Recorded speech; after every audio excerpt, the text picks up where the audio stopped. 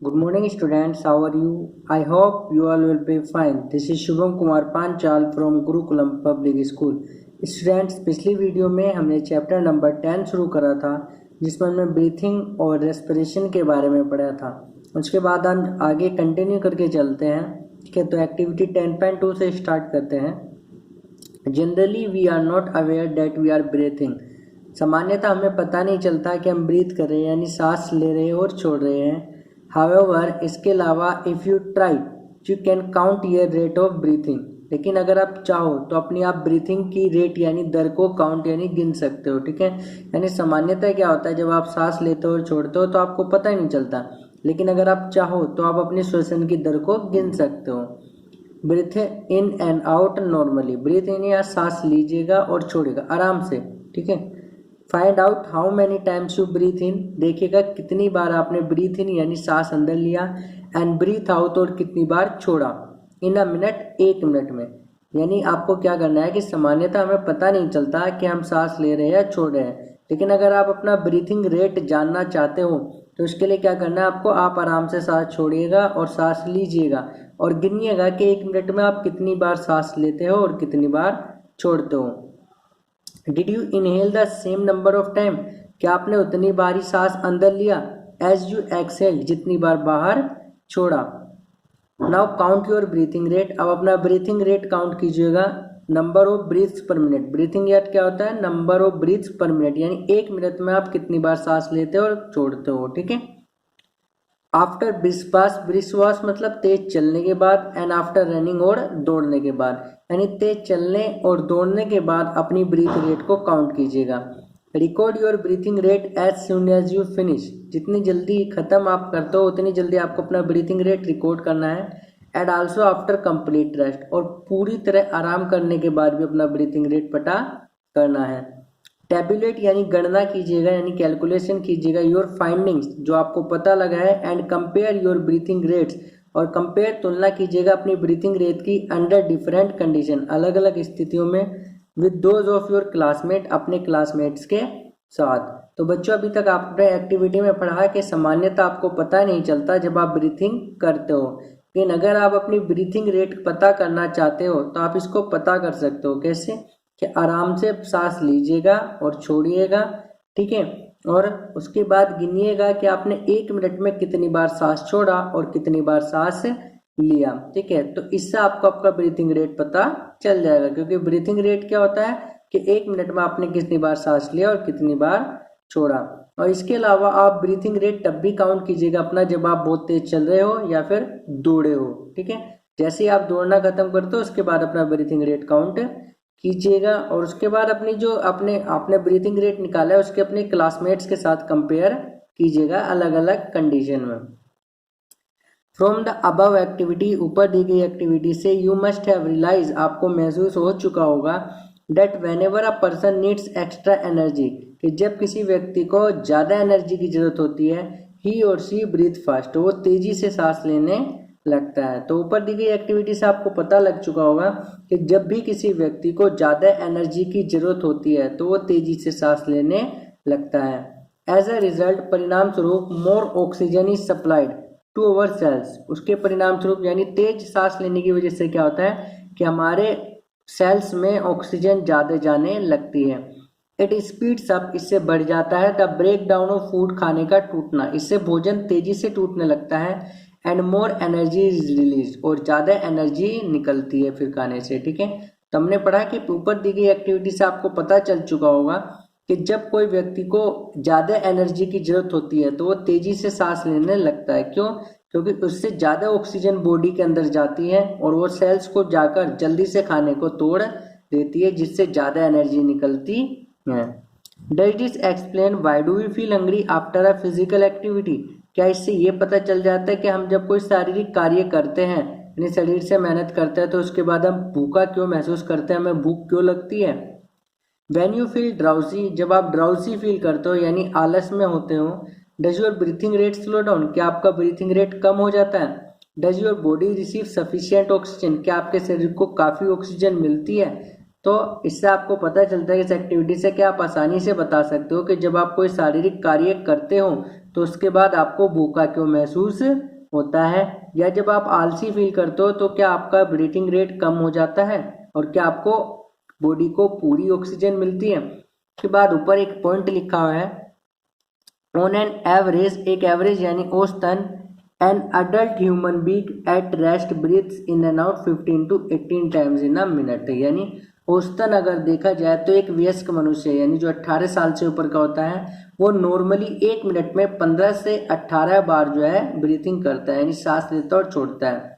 During heavy exercise, भारी exercise के दौरान, the breathing rate can increase up to 25 minutes per minute, 25 times per minute, ठीक है। और भारी एक्सरसाइज के दौरान जो ब्रीथिंग रेट है वो 25 टाइम्स पर मिनट हो जाता है, 1 मिनट में 25 बार सांस लेता और छोड़ता है। वाइल वी एक्सरसाइज, जब हम एक्सरसाइज कर रहे होते हैं, not only do we breathe fast, ना केवल हम तेज सांस लेते हैं, वी आल्सो टेक ब्रीथ्स, हम लंबी लंबी सांसें भी लेते हैं, एंड दस इनहेल मोर ऑक्सीजन, जिससे ज्यादा ऑक्सीजन शरीर के अंदर जाती है। यानी औसतन देखा जाए, अगर एवरेज देखा जाए तो एक अडल्ट पर्सन जो है वो 1 मिनट में नॉर्मल कंडीशन में 15 से 18 बार सांस लेता और छोड़ता है, लेकिन भारी एक्सरसाइज करते वक्त उसका ये ब्रीथिंग रेट बढ़कर 25 टाइम्स पर मिनट हो जाता है, यानी 1 मिनट में वो 25 बार सांस लेता और छोड़ता है। तो जब हम एक्सरसाइज कर रहे होते हैं ना, हम जल्दी जल्दी सांस लेते हैं, बल्कि गहरी गहरी सांस भी लेते हैं, जिससे ज्यादा ऑक्सीजन हमारी बॉडी के अंदर जाती है। समझे बच्चों इतनी बात। अब देखते हैं activity 10.3। Figure 10.3 shows the various activity carried out by a person during a normal day। यानी फिगर 10.3 में आपको कुछ एक्टिविटी दिखाई गई है कि कपड़े धो रही है एक लेडी, एक लड़का सो रहा है, पढ़ रहा है, लैडर्स पे चल रहा है, और ये रनिंग कर रही है, और ये चल रहे हैं अंकल जी, ठीक है। तो इसमें फिगर 10.3 में आपको कुछ एक्टिविटी दिखाई दी गई है कि जो कि एक नॉर्मल डे में एक व्यक्ति करता है, ठीक है। कैन यू से, क्या आप कह सकते हो, इन विच एक्टिविटी, के कौन सी एक्टिविटी में, द रेट ऑफ ब्रीथिंग, के ब्रीथिंग की जो दर है, विल बी द स्लोएस्ट, सबसे कम होगी, and in which it will be the fastest, और कौन से में तेज होगी। तो आपको ये कुछ एक्टिविटी में पिक्चर्स दिखाए गए हैं, तो इससे आप देख के क्या बता सकते हैं कि कौन सी एक्टिविटी में व्यक्ति की ब्रीथिंग रेट सबसे ज्यादा होगी और कौन सी एक्टिविटी में ब्रीथिंग रेट सबसे कम होगी। Assign numbers to the picture, pictures पर नंबर डाल दीजिएगा, इन ऑर्डर, इस क्रम से, ऑफ इंक्रीजिंग रेट, बढ़ते हुए रेट से, ऑफ ब्रीथिंग, श्वसन की, अकॉर्डिंग टू योर एक्सपीरियंस, अपने अनुभव के अनुसार। यानी इन पिक्चर्स पे नंबर डाल दीजिएगा, नंबर 1 जो सबसे कम समय, जिसका सबसे कम ब्रीथिंग रेट है, नंबर 2 जिसका उससे ज्यादा ब्रीथिंग रेट है, नंबर 3 उससे ज्यादा वाले ब्रीथिंग रेट वाले, इस तरीके से सब पर इंक्रीजिंग ऑर्डर में नंबर डाल दीजिएगा। तो आपको एक्टिविटी 10.3 में इतना ही करना है कि ये जो पिक्चर दी गई है इनमें देखना है कि ब्रीथिंग रेट किसका ज्यादा होगा सबसे और किसका सबसे कम होगा। उसके बाद उन्हें इंक्रीजिंग ऑर्डर पर उन पिक्चर्स पर नंबर डाल दीजिएगा कि सबसे नंबर 1 जिसका ब्रीथिंग रेट सबसे कम है, फिर उससे ज्यादा, फिर उससे ज्यादा, इस तरीके से, ठीक है बच्चों। अब देखते हैं हम 10.3 हाउ डू वी ब्रीथ, हम सांस लेते कैसे, हम श्वसन करते कैसे हैं, तो इसके बारे में पढ़ेंगे। लेट अस नाउ लर्न, आओ अब सीखेंगे about the mechanism of breathing, breathing की क्रिया विधि सीखेंगे, यानी ब्रीथिंग करते कैसे, हमारी बॉडी में ब्रीथिंग होता कैसे है। नॉर्मली, सामान्यतः, वी टेक इन एयर, हम एयर यानी वायु अंदर लेते हैं थ्रू अवर नोस्ट्रिल्स, कैसे लेते हैं, हमारे नोस्ट्रिल्स यानी नासिका द्वार से वायु अंदर लेते हैं। जो नाक के 2 छेद होते हैं ना हमारे, उन्हें नासिका द्वार बोलते हैं, नोस्ट्रिल बोलते हैं, उनसे एयर अंदर लेते हैं। When we inhale air, inhale मतलब अंदर लेना, जब हम एयर अंदर लेते हैं, it passes through our nostrils, ये कहाँ से गुजरती है, हमारे nostrils यानी नासिका द्वार से गुजरती है, into the nasal cavity, कहाँ पहुंच जाती है, हमारी nasal cavity यानी नाक गुहा में पहुंच जाती है, ठीक है। नाक गुहा क्या होती है, जो आपकी लंबी सी नाक होती है, अंदर से खोखली होती है, तो एक गुहा यानी गुफा की तरह होती है, ठीक है। From the nasal cavity, नासिका गुहा से, the air reaches our lungs, अब एयर जो है कहाँ पहुंच जाती है, हमारे लंग्स में यानी फेफड़ों में पहुंच जाती है, through the wind pipe, wind pipe के द्वारा। विंड पाइप कैसे पता करोगे, आप अपनी गर्दन को टच करके देखिएगा तो आपको ठोस सा महसूस देगा, एक पाइप सा महसूस देगा, तो आपका विंड पाइप होता है, ठीक है। तो आपने पढ़ा के बाद जो है ब्रीथिंग की मैकेनिज्म यानी क्रिया विधि के बारे में पढ़ोगे। क्या होता है कि जब आप अपने नोस्ट्रिल से एयर अंदर लेते हो, ठीक है, कहाँ से लेते हैं एयर अंदर? अपने नोस्ट्रिल से अंदर लेते हैं, तो ये कहाँ चला जाता है? हमारी नेजल कैविटी में चला जाता है। जो ये मुंह पे आपकी नाक बनी हुई है ना, ये अंदर से खोखली है यानी खाली है, इसको नेजल कैविटी बोलते हैं अंदर से। तो इस नेजल कैविटी में चला जाता है और नेजल कैविटी के बाद जाता है हमारी एयर लंग्स में। कहाँ चली जाती है एयर? लंग्स यानी फेफड़ों में चली जाती है। और कैसे जाती है? विंड पाइप से जाती है। कैसे जाती है बच्चों? विंड पाइप से जाती है। विंड पाइप कहाँ है? आप अपनी गर्दन को टच करके देखोगे तो आपको एक पाइप से स्ट्रक्चर दिखाई दे जाएगी छूने पर ही। Lungs are present in the chest cavity. Lungs कहाँ पर है? चेस्ट कैविटी है। मैं अपने चेस्ट को छू के देखोगे आप ऊपरी हिस्से को, तो आपको यहाँ पर ठोस सा महसूस दिखाई देगा। तो यहीं पर हमारे लंग्स होते हैं। इसको चेस्ट कैविटी यानी वक्ष गुहा बोलते हैं, ठीक है। This cavity is surrounded by ribs on the side. ये कैविटी जो है किससे घिरी रहती है? रिब्स यानी अस्थियों से घिरी रहती है साइड से। अ लार्ज मस्कुलर सीट, एक बड़ी मांसपेशी की पट्टी, जिसे क्या कहते हैं? डायफ्राम। क्या कहते हैं बच्चों? Diaphragm for the floor of the chest cavity. ये हमारे चेस्ट कैविटी का फ्लोर बनाता है, यानी हमारी चेस्ट कैविटी का फर्श बनाता है। फिगर 10.4 में दिखाया गया है, अभी दिखाऊंगा आपको। ब्रीथिंग इन्वॉल्व्स, ब्रीथिंग में शामिल होता है द मूवमेंट यानी हलचल of the diaphragm and the ribcage. Breathing में किसका हलचल शामिल होता है? डायफ्राम और रिबकेज का हलचल शामिल होता है। तो देखते हैं बच्चों पिक्चर आगे। इस पिक्चर में आप देख सकते हो बच्चों, ये आपके नेजल पैसेज है, यानी ये नाक आपकी यहाँ से आप सांस लेते हो, ठीक है। एयर अंदर लेने के बाद ये आपका विंड पाइप है। विंड पाइप से एयर हमारे लंग्स में पहुंच जाती है, ठीक है। ये क्या है? हमारे लंग्स है, ठीक है। इन लंग्स में एयर पहुंच जाती है और ये लंग्स, ये बैक साइड दिखाई गई है, फ्रंट साइड, ठीक है। ये क्या है? ये जो इसको चारों तरफ से घेरे हुए, ये क्या? हमारी रिब्स है। इस साइड भी होती है रिब्स, लेकिन इस साइड इनर साइड दिखाई गई तो नहीं दिखाई रिब्स। और ये जो आपको नीचे का हिस्सा दिखाई दे रहा है, ये क्या? हमारा डायफ्राम है। क्या है बच्चों? डायफ्राम है। देखो लिखा है, ये हमारी रिब्स हो गई, ये अंदर लंग्स हो गया, ट्रेचिया हो गया, फेरिंग्स हो गया, ठीक है। और ये जो नीचे का हिस्सा है हमारा डायफ्राम है, ठीक है। हम कैसे लेते हैं सांस की? जब हम सांस अंदर खींचते हैं, ठीक है, तो इन लंग्स में एयर भर जाती है। एयर जब भर जाती है तो ये वाला हिस्सा, हमारा लंग्स वाला हिस्सा ऊपर की तरफ जाता है और डायफ्राम पीछे की तरफ जाता है, ठीक है। और जब हम एयर छोड़ते हैं तो ये वाला हिस्सा हमारा नीचे की तरफ आ जाता है और डायफ्राम आगे की तरफ आ जाता है, ठीक है। इसको आप बहुत अच्छे से महसूस कर सकते हैं जब हम एक्टिविटी करेंगे आगे की, ठीक है। तो इससे पहले देखते हैं उसकी क्रियाविधि। ड्यूरिंग इनहेलेशन, इनहेलेशन यानी जब आप सांस अंदर लेते हो, रिब्स मूव आउट, आपकी जो अस्थियां होती है वो ऊपर जाती है, एंड आउटवर्ड्स और बाहर की तरफ आती है, एंड डायफ्राम मूव्स डाउन, और डायफ्राम नीचे की तरफ चला जाता है, ठीक है। This movement increase space in our chest cavity. इस मूवमेंट से यानी इस हलचल से हमारे चेस्ट कैविटी में यानी वक्ष गुहा में जगह बढ़ जाती है, and air rushes into the lungs, और एयर कहाँ भर जाती है? लंग्स में भर जाती है। The lungs get filled with air, lungs हमारे एयर से भर जाते हैं। ड्यूरिंग एक्सहेलेशन, एक्सहेलेशन में क्या होता है? रिब्स मूव डाउन, रिब्स यानी जब आप सांस छोड़ते हो तो रिब्स नीचे चले जाते हैं, एंड इनवर्ड्स और अंदर की तरफ चले जाता है। While diaphragm moves up to the former position, जबकि डायफ्राम अपनी पुरानी पोजीशन पे चला जाता है।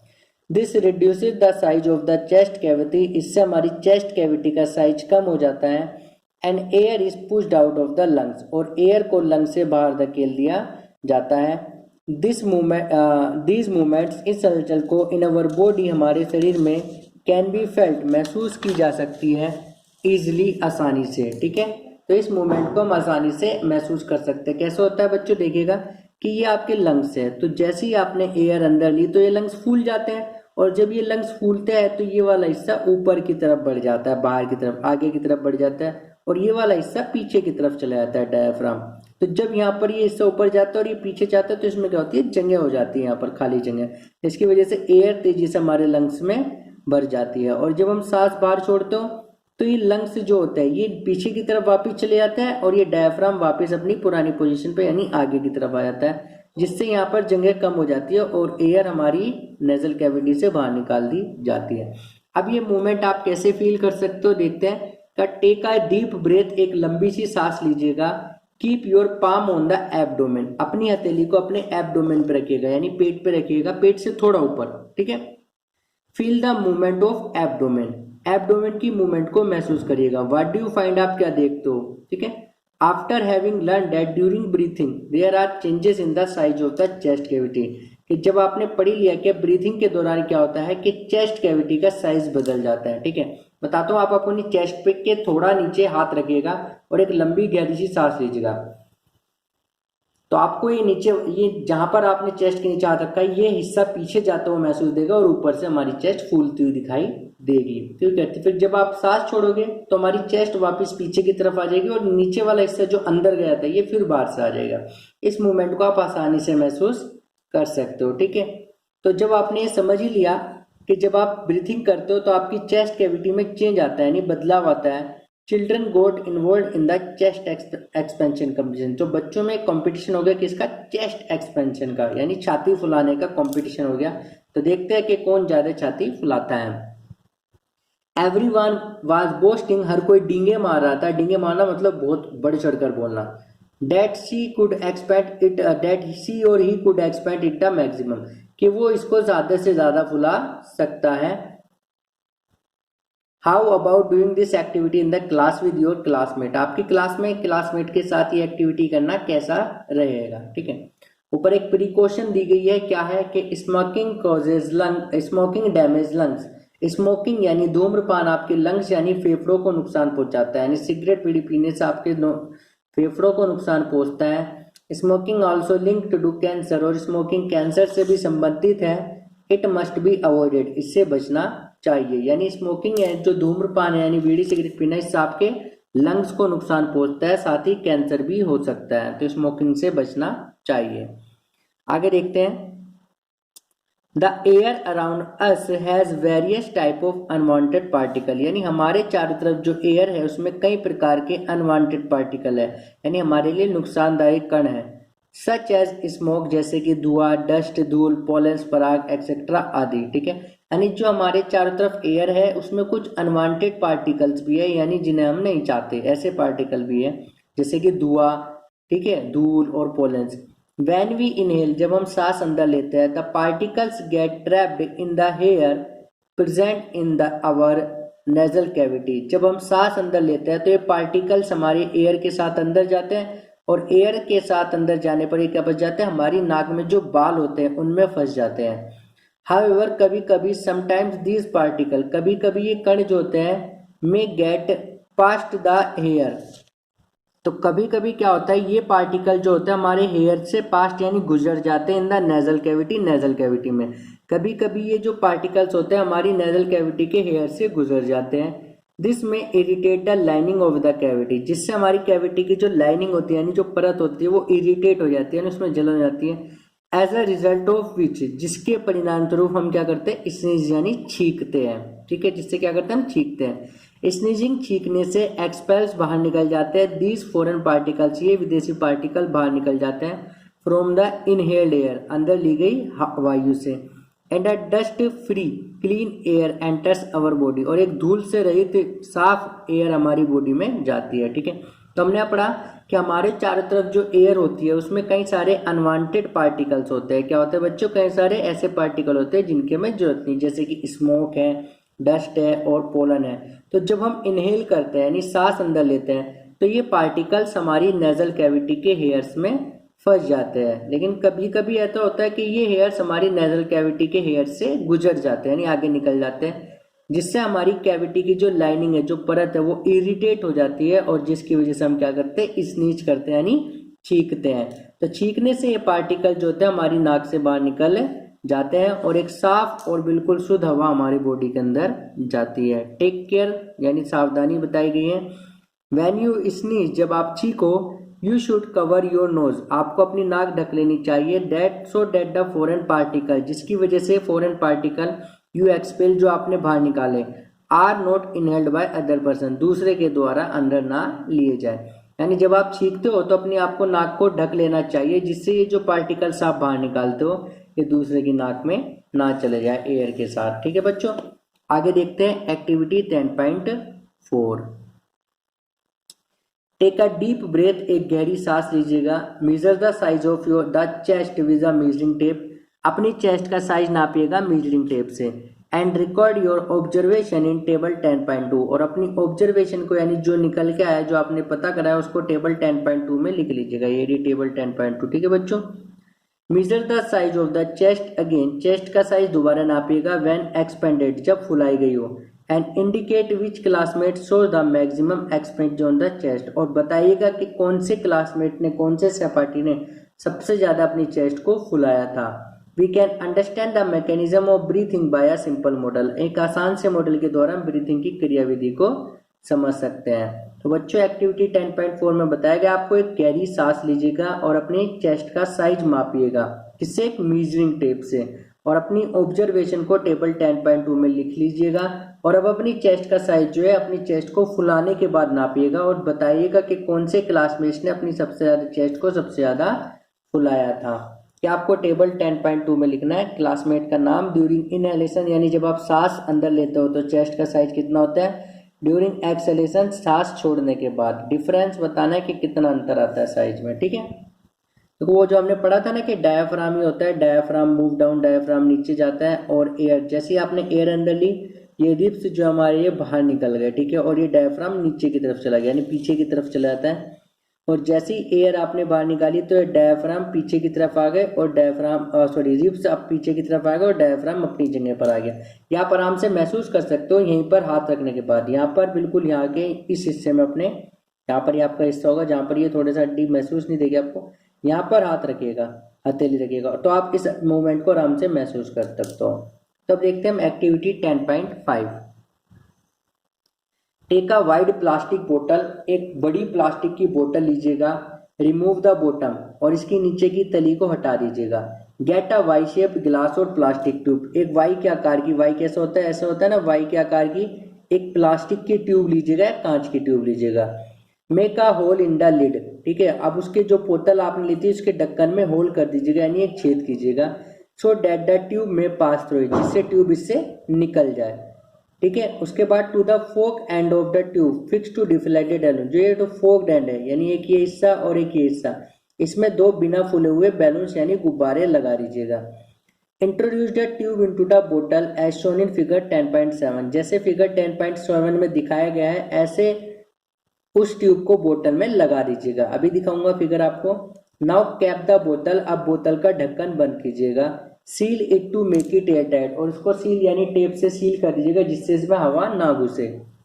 To the open base of the बोतल, बोतल का जो निचला हिस्सा खुला हुआ था, टाई या थिन रबर, एक रबर और या प्लास्टिक शीट बांध दीजिएगा, प्लास्टिक का टुकड़ा हो या रबर बांध दीजिएगा।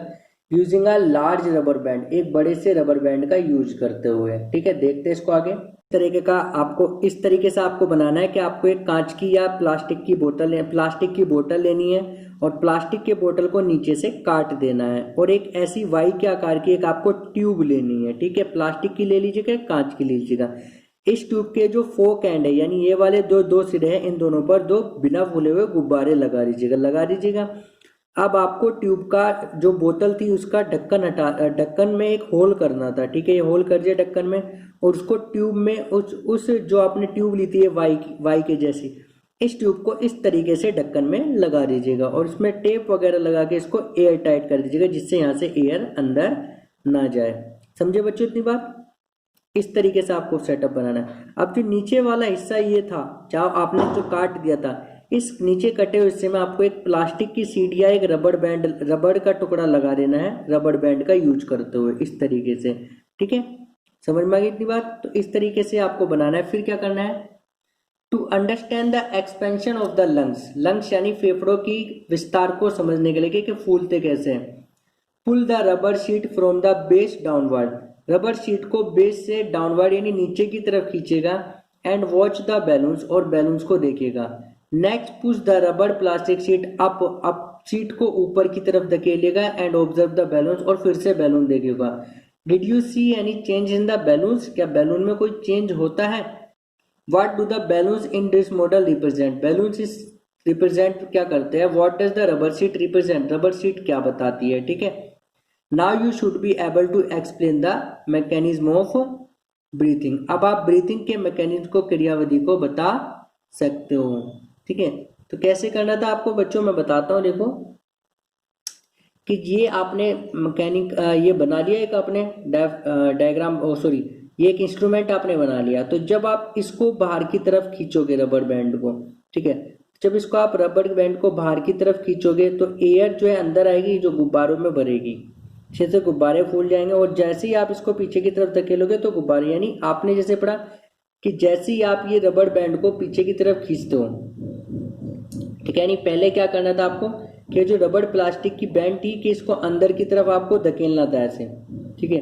तो जब आप इसको अंदर की तरफ ऐसे धकेलोगे तो इससे क्या है, गुब्बारे फूल जाएंगे, ठीक है, गुब्बारे क्या हो जाएंगे, फूल जाएंगे, क्योंकि एयर का प्रेशर बढ़ेगा और एयर बढ़ जाएगी। ऐसे ही हमारे जब लंग्स में एयर अंदर धकेलते हैं तो हमारे लंग्स फैल जाते हैं, जैसे गुब्बारे फैलेंगे, ठीक है, समझे इतनी बात। ऐसे में क्या होगा कि आप जब इस रबर शीट को पीछे की तरफ खींचोगे तो ये गुब्बारे सूख जाएंगे, यानी इनकी हवा निकल जाएगी, जैसे हमारे लंग्स की निकल जाती है एयर बाहर खींचने के बाद। तो इससे आप समझ सकते हो बच्चों कि कैसे हमारे लंग्स काम करते हैं, और कोई भी डाउट बनता है तो आप उससे पूछ सकते हैं। तो आज बच्चों हम इतना ही पढ़ेंगे, इसके बाद नेक्स्ट वीडियो में कंटिन्यू करेंगे। आशा करता हूँ आपको सब समझ में आया होगा, और कोई भी डाउट बनता है तो आप मुझसे व्हाट्सएप ग्रुप में पूछ सकते हैं। Thank you everyone.